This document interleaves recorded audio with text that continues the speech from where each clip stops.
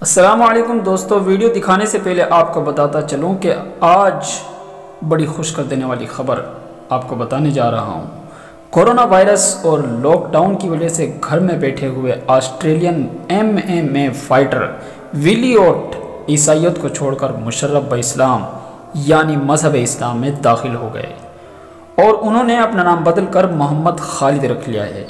MMA fighter نے بتایا کہ اسلام میرے ذہن میں کافی عرصے سے تھا اور مشکل وقت میں ہمیشہ اسلام مذہب نے مجھے ہمت اور قوت دی اور اسلام ہی امن اور سچائی کا دھرم ہے۔ اسلام قبول کرنے والے آسٹریلی فائٹر نے اپنے ٹویٹر اکاؤنٹ پر ایک ویڈیو بھی اپلوڈ کی ہے جس میں انہیں اسلام کی پہلی بنیاد کلمہ شہادت پڑھایا جا رہا ہے اور اس کے بعد انہوں نے سورہ فاتحہ یعنی الحمد الشریف بھی پڑھی۔ دیکھیں ویڈیو۔ اشہدو اللہ الہ الہ الا الا اللہ اللہ واشہد ان ان محمدا محمدا رسول Rasul اللہ۔ Allah.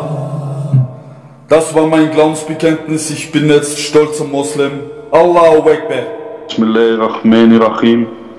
Elhamdülillah Rabbil Alamin. Ar-Rahmanir-Rahim.